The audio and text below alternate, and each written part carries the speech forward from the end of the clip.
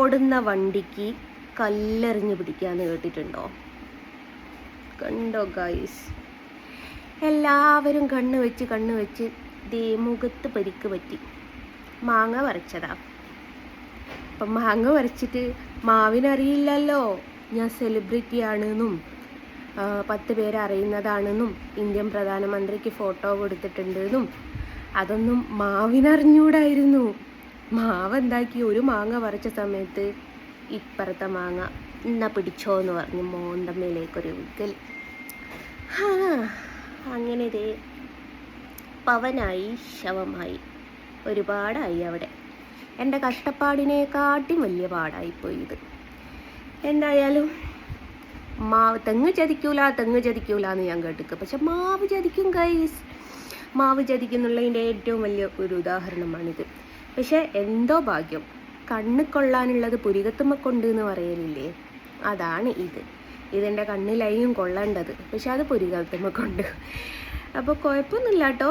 ഇവിടെ just colour പോലെ മാറി വന്ന്, പെയിനും കാര്യങ്ങളൊന്നുമില്ല.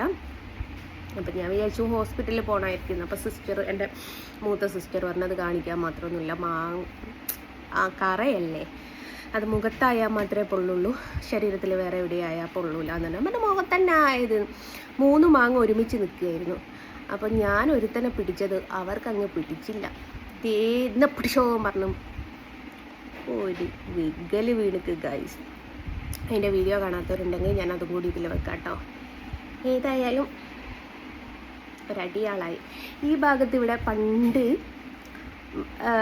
നിങ്ങളുടെ എത്ര പേര് ചെയ്തിട്ടുണ്ടെന്ന് എനിക്കറിയില്ല. ഞങ്ങളുടെ നാട്ടിലെന്ന് പറയണ്ട, എൻ്റെ അമ്മായിയൊക്കെ ഒരു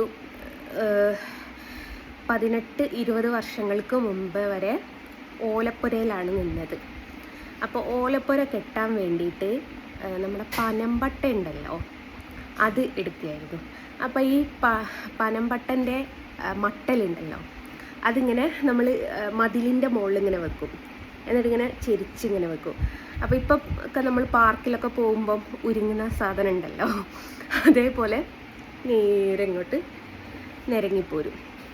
അങ്ങനെ എൻ്റെ കൂട്ടുകാരിയുടെ വീട്ടിൽ, ഫസീലൻ്റെ വീട്ടിൽ, ഞങ്ങൾ ഇതേപോലെ മതിലിൻ്റെ മുകളിൽ ഇത് വെച്ചിട്ട് നിരങ്ങാൻ പോയതാ. അപ്പം നേരെ ഞാൻ വീണ് ഇവിടെ പരിക്ക് പറ്റി. ഏറ്റവും വലിയ രസം എന്താണെന്നറിയോ, എനിക്ക് കുട്ടിക്കാലത്ത് ഒരു പ്രത്യേകത ഉണ്ടായിരുന്നു എന്ന് വെച്ചാൽ എന്താ വെച്ചാൽ, എനിക്ക് എന്ത് പറ്റിയാലും പിന്നെ ഒരു അടി ഞാൻ നടക്കൂല. ഇതിനു മുമ്പ് മദ്രസയിൽ പോയിട്ട് തിരിച്ചു വരുമ്പോൾ ഓടും ഞാനും എൻ്റെ കൂട്ടുകാരനുണ്ട് സാദിക്ക്, സുഹൈലത്ത്, ഇവരെല്ലാവരും കൂടിയിട്ട് ഓടും. അങ്ങനെ ഒരിക്കൽ ഓടി മതിലിൻ്റെ മുകളിൽ നിന്ന് താഴേക്ക് വീണ്. അപ്പോൾ കൈക്ക് ചെറിയൊരു പരിക്ക് പറ്റി. അപ്പം ഞാൻ എൻ്റെ വാപ്പൻ്റെ അമ്മനെ മൂത്തമ്മേന്നാണ് വിളിക്കുക. അപ്പോൾ സാദിക്ക് ഉറക്കെ വിളിച്ചിരുന്നു, മൂത്തമ്മേ ജെസ്സി വീണിക്ക് എന്ന് പറഞ്ഞു.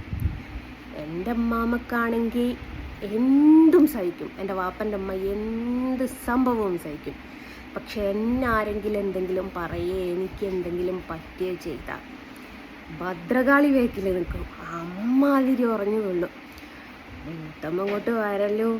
പിന്നെ ഞാൻ ഒരടി നടക്കുന്നില്ല, കൈയാണിങ്ങനെ വെച്ചത്, പക്ഷെ ഞാൻ നടക്കൂല എന്ന് പറഞ്ഞു. എന്നിട്ട് ഏകദേശം ഒരു 1.5 കിലോമീറ്ററോളം എന്നെ പൊക്കി പിടിച്ച് കൊണ്ടുപോയി. ഒരു 1.5 കിലോമീറ്ററിൻ്റെ അടുത്ത് നടന്നാലേ ഓട്ടോ കിട്ടുള്ളൂ. അവിടെ വരെ നടന്ന് പൊക്കി പിടിച്ചിട്ട് പാവം. അന്നൊക്കെ ഓർഡറൊക്കെ അങ്ങോട്ട് വിളിക്കാനും മൊബൈലും കാര്യങ്ങളൊന്നും ഇല്ലല്ലോ, ലാൻഡ് ലൈനിലൊക്കെ ആണല്ലോ അന്ന്. അതേപോലെ തന്നെ ഇത് പറ്റിയപ്പം ഒരടി ഞാൻ നടന്നില്ല, നടക്കാൻ പറ്റൂല എനിക്ക് എന്ന് പറഞ്ഞു. അങ്ങനെ മൂത്തമ്മ എടുത്ത് കൊണ്ടുപോയ, മൂത്തമ്മ എന്ന് പറയുന്നത് എൻ്റെ വാപ്പേൻ്റെ ഉമ്മനെയാട്ടോ മൂത്തമ്മ എന്ന് വിളിക്കുന്നത്. ഞാൻ എൻ്റെ മക്കളൊക്കെ മാമേന്ന് വിളിക്കുമ്പോൾ ഞാനും മാമേന്നൊക്കെ അറിയാതെ വിളിക്കുക എന്നല്ലാതെ എൻ്റെ ഓർമ്മ വെച്ച കാലം തൊട്ടിട്ട് ഞങ്ങൾക്ക് മൂത്തമ്മയാണ്. ഞങ്ങൾ 2 കാര്യത്തിലാണ് ഞങ്ങൾ 3 മക്കൾ. കുറ്റബോധം എന്നൊന്നും പറയാൻ പറ്റിയില്ല, പക്ഷേ വിളിക്കാതെ പോയത്. എൻ്റെ വാപ്പാനെ ഞങ്ങൾ കയ്യെന്നാണ് വിളിക്കുക, വാപ്പാൻ്റെ ഉമ്മനെ മൂത്തമ്മയെന്നാണ് വിളിക്കുക. ഈ 2 കാര്യം ഞങ്ങൾ ഇന്നേ വരെ മാറ്റിയിട്ടില്ല. ഇപ്പോഴും പറയാം മൂത്തമ്മ, അല്ല ഇപ്പോഴും പറയാം കായി. ഞാൻ സോഷ്യൽ മീഡിയയിൽ ഒക്കെ പറയുന്ന സമയത്ത് വാപ്പി വാപ്പി എന്ന് പറയാമെന്നല്ലാതെ നോർമലി ഞാൻ ഇക്കായി എന്നാണ് വിളിക്കാം. ഇതിന് മുമ്പ് ഒരു വീഡിയോയിൽ ഞാൻ പറഞ്ഞിട്ടുണ്ട്, ഒരു ദിവസം ഷോപ്പ് കയറിയിട്ട് ഒരു സാധനം വാങ്ങിയിട്ട് ഞാൻ പറഞ്ഞു ഇക്കായി പൈസ തരും കേട്ടോ. മജീദ്ക്കൻ്റെ മോളെന്നല്ലേ ഇങ്ങനെ ചോദിച്ചു. ഞാൻ പറഞ്ഞു അന്തക്കായി എന്ന് വിളിക്കുന്നതെന്ന് ചോദിച്ചു. ഞാൻ പറഞ്ഞു കുട്ടിക്കാലം തൊട്ടേ അങ്ങനെ വിളിക്കുന്നത്. എന്താ വെച്ചാൽ എൻ്റെ ഉമ്മയും വാപ്പയും ഏട്ടൻ്റെയും അനിയൻ്റെയും മക്കളാണ്. അപ്പോൾ ഉമ്മാൻ്റെ ഓർമ്മ വെച്ച കാലം തൊട്ട് കാണുന്നൊരു മനുഷ്യനാണ് എൻ്റെ വാപ്പ. അപ്പം അങ്ങനെ വിവാഹം കഴിച്ചത്. അപ്പം അന്ന് തൊട്ടേ കയ്യെന്ന് ഉമ്മ വിളിച്ചു തുടങ്ങി. അത് കേട്ട് മൂത്ത സിസ്റ്റർ വിളിച്ചു തുടങ്ങി. അത് കേട്ട് രണ്ടാമത്തെ സിസ്റ്റർ വിളിച്ചു തുടങ്ങി. പിന്നെ ഞാനും വിളിച്ചു തുടങ്ങി. എൻ്റെ മോന് പപ്പ എന്ന് വിളിക്കുമായിരുന്നു. പിന്നെ എൻ്റെ വീട്ടുകാരത് തിരുത്തി കൈ തന്നെ ആക്കി, അല്ല ബാപ്പി തന്നെ ആക്കി. എന്നപ്പോൾ ഉമ്മയുടെ മൂത്തമ്മയാണ് ഉമ്മാൻ്റെ അമ്മായിയമ്മ. ശരിക്കും പറയാ വെച്ചാൽ ഉമ്മാൻ്റെ വാപ്പൻ്റെ ഏട്ടൻ്റെ ഭാര്യയാണ് എൻ്റെ വാപ്പൻ്റെ അമ്മ. അപ്പം അന്ന് തൊട്ടേ മൂത്തമ്മേന്ന് വിളിച്ച്, പെട്ടെന്നൊരു ദിവസം നമ്മൾ അമ്മായിയമ്മേന്നോ ഉമ്മച്ചീന്നൊന്നും വിളിക്കൂലോ. അങ്ങനെ രണ്ടുപേരെയും അങ്ങനെ വിളിച്ച് ശീലിച്ചതാണ്. അപ്പോൾ അങ്ങനെയാണ് സംഭവം. ഏതായാലും കണ്ണിന് പരിക്ക് പറ്റി ഗായ്സ്. എത്ര പേരിപ്പോൾ നന്നായി എന്ന് പറയുന്നുണ്ടാവില്ലേ? എനിക്കതിലൊരു വിഷയവുമില്ല. അപ്പോൾ അങ്ങനെയാണ് ഞാൻ മാങ്ങ വീട വീഡിയോയും കൂടി ഇതിൽ വെക്കാം കേട്ടോ. എത്ര പേര് കണ്ടിട്ടുണ്ട് എന്നറിയില്ല. ഞാനിതും കൂടി ഇതിൽ വെക്കാം. ഓക്കെ, ടാറ്റാ. ദീം തിരികിടത്തോന്ന് പറഞ്ഞ് ഞാൻ വെക്കുന്നതും കൂടി നിങ്ങൾക്ക് കാണേണ്ടി വരുമോ ഗൈസ്?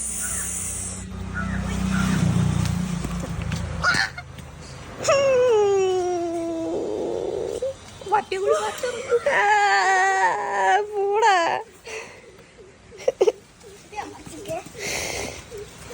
ഹലോ